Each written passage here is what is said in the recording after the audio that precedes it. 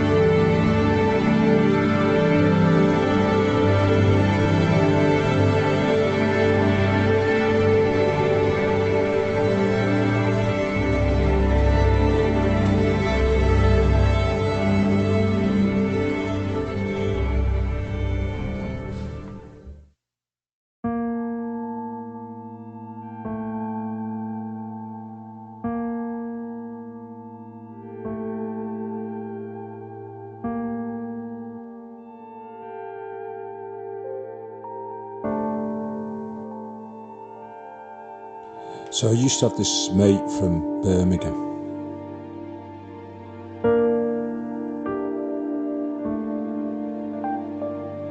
He ended up working as an English teacher in Madrid.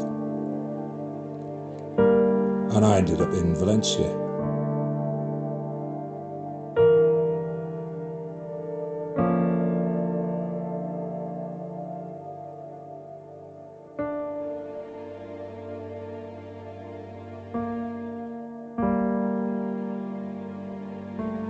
From time to time, I used to go over there and visit in Madrid.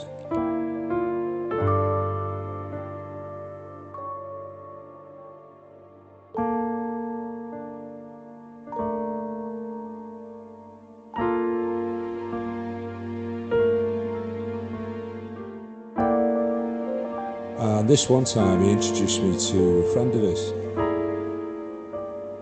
He was the German teacher at the school he was working at.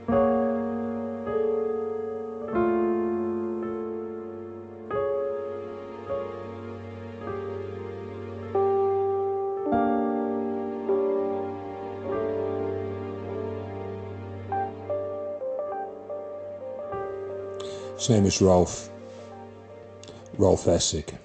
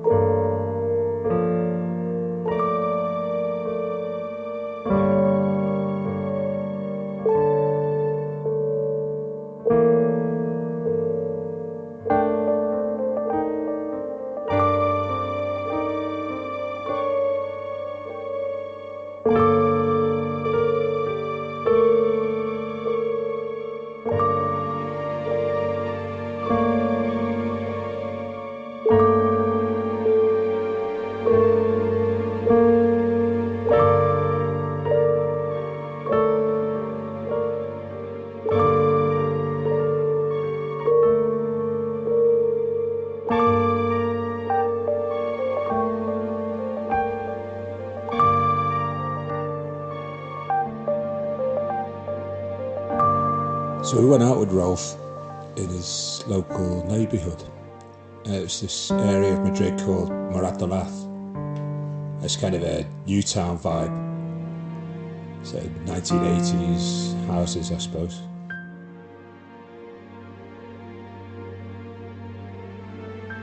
And we all went to this bar, and they knew Rolf really well. They used to keep German beer for him.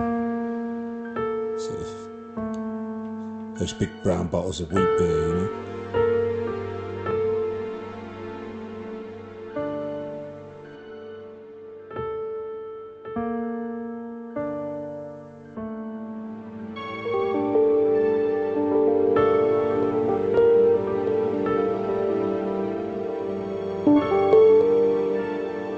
Rolf's tall, sort of skinny guy, a bit older than us. He had a kind of Gert Muller thing going on, with a moustache.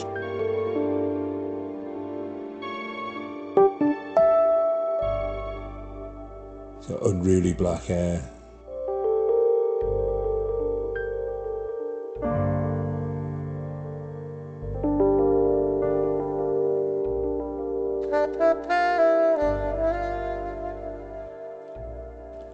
got talking about music. I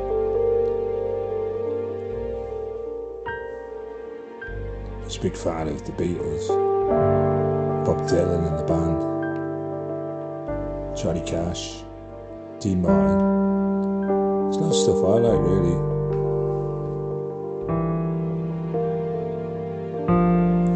I mean, we got on pretty well. It was just a, drunken night.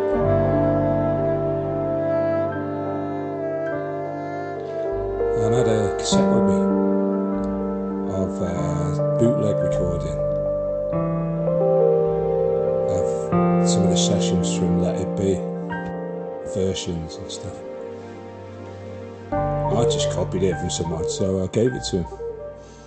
But I must have struck a chord because it seemed to cement our friendship.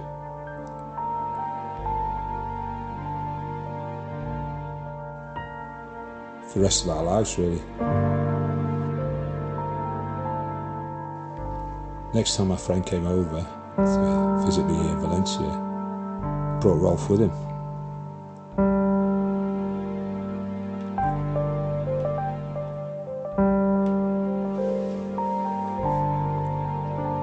We had a few good nights out, a few scrapes. And Rolf was a bit out there.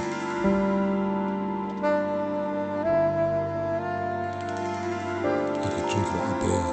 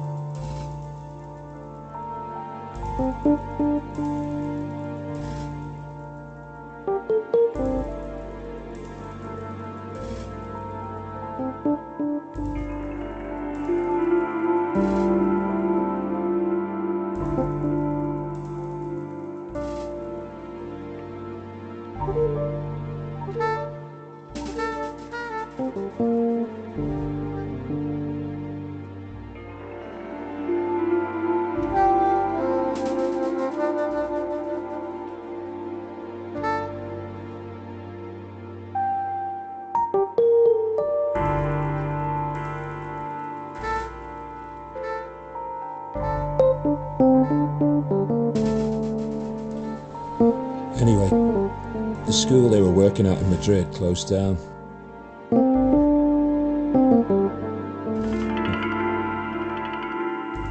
Rolf had been there a long time, and he got some redundancy money. Left Madrid and came to live in Valencia.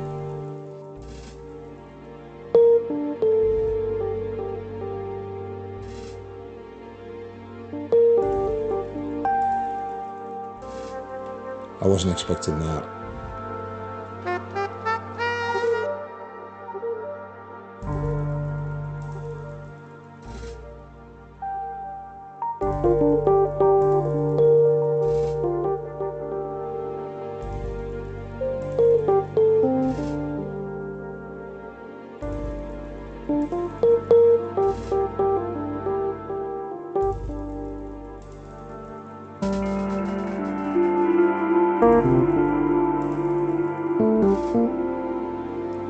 Anyway, he came to meet me, said he'd moved here, got a flat, he'd got some money and he wanted to start a business with me at school.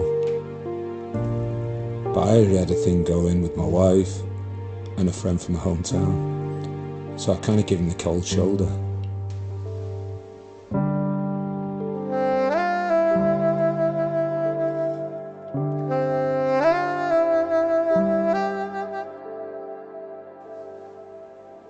tried to take it well, but you could see he was disappointed. He had it all worked out in his head what he was going to do, and he wasn't expecting me to say no.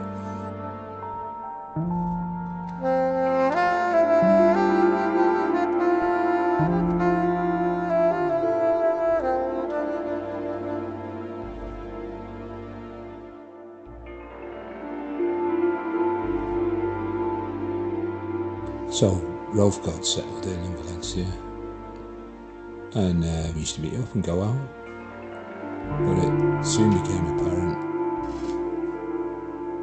he didn't really get on with the people I was hanging around with. See, Rolf,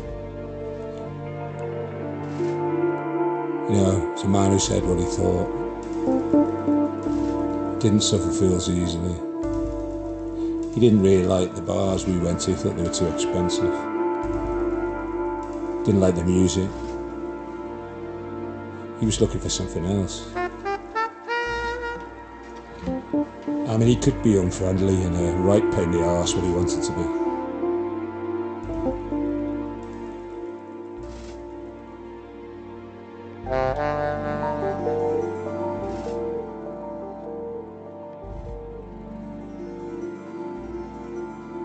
But he wasn't that keen on going to bars anyway. He liked to drink at home.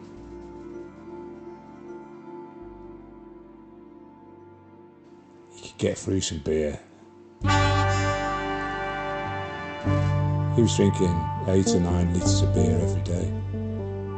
I'd go round to his house,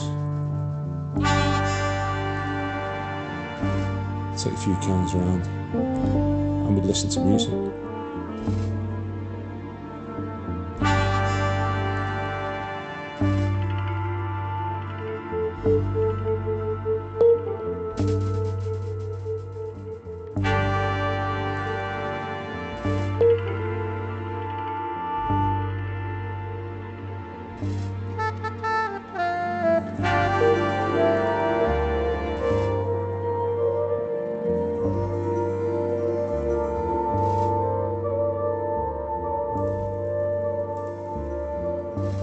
He was living in a rough old flat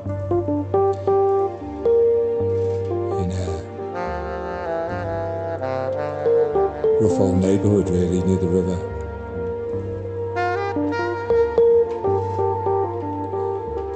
A string of very strange flatmates came and went.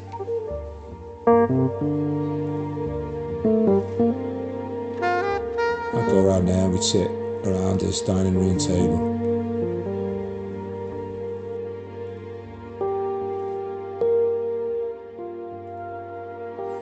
And these others came and went, but it was Rolf's flat. He was in charge.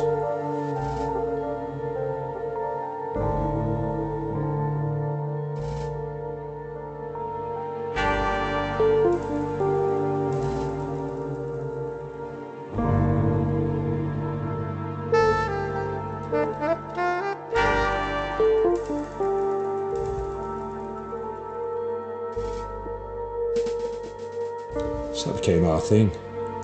And we'd sit there, have a few beers, listen to music.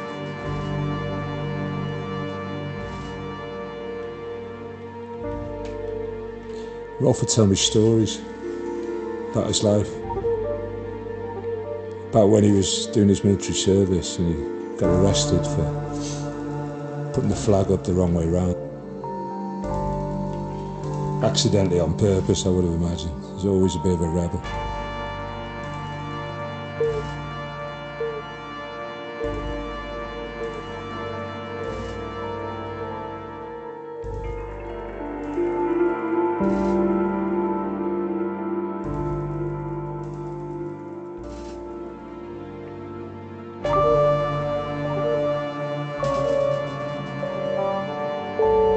And then in his early 20s, he went to South America.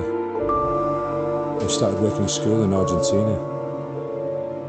So he realised the people who run there were all ex-Nazis. So he left there, ended up in Mexico, where he spent a few years. I think that was the best time in his life, really. mad stories, wine, women and song.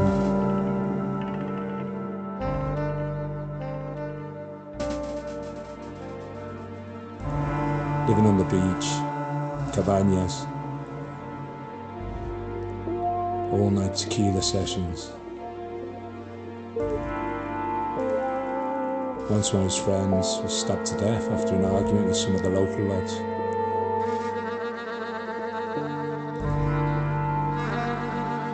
After that, he went to Madrid and then ended up in Valencia.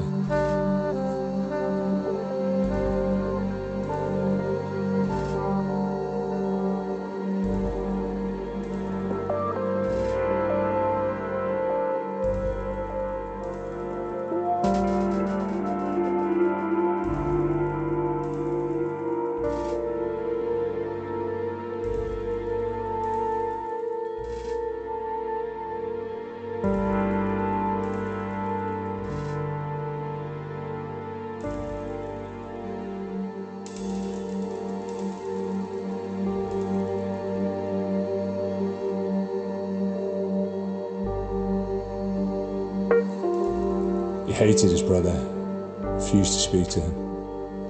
His brother was a successful businessman, whereas Rolf had lived this crazy life around South America and Spain. And you look at Rolf in that crappy old frat, drinking very cheap supermarket beer out of a bottle, and you thought, well, actually, you thought he'd made a success of it. He'd taken control of his life. He was truly happy in himself and with what he'd done, and had no self-doubt, which is something hardly any of us get.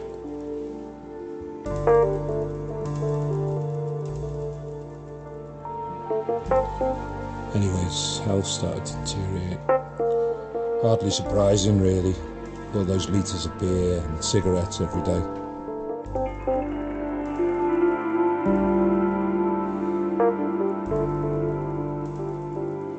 Used to have a terrible cough, problems with circulation, heart problems.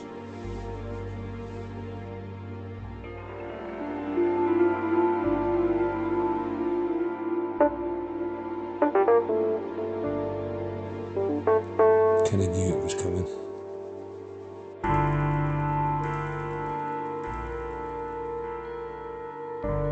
I took him into hospital, and he never really came out. I ended up in a hospice out in the mountains. But he wasn't fazed by it. The same old Rolf that I'd met all those years before in Madrid.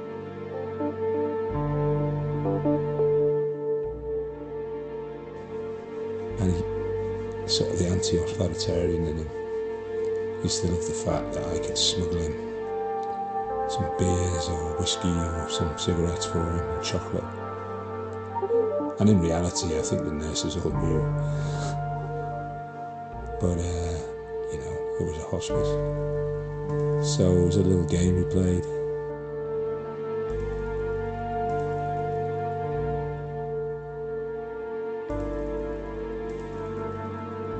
When he was getting towards the end, you know, he was almost bedridden, but he would still be asking me to bring him a few cans of beer.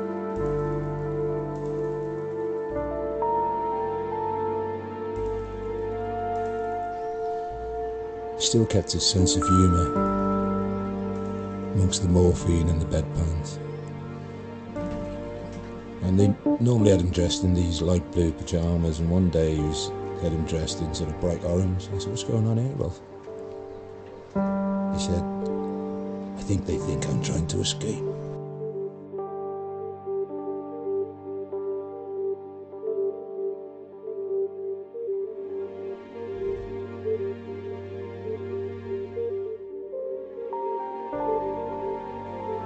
Anyway, one day I got the call.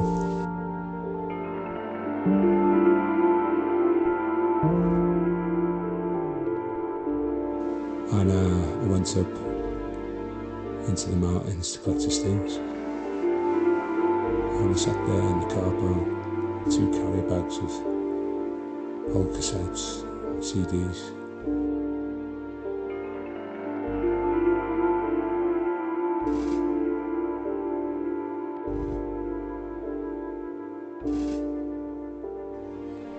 And one of the last things he asked me to do was to close his bank account and send the money to Germany. I wasn't sure how much it'd be, but there was more than 30,000 euros in there. He must have been saving his money up, drinking all that cheap beer. Anyway, he wanted me to make sure that the money went to his brother's kids. He wanted it to be for them. And I think he just wanted to show his brother that even though he'd thought he was a waster, he'd managed to save all this money. It was a pride thing. And the thing is, Rolf was a success.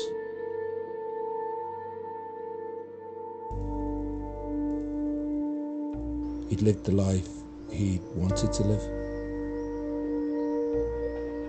He'd lived his life the Rolf way, and that was important to him.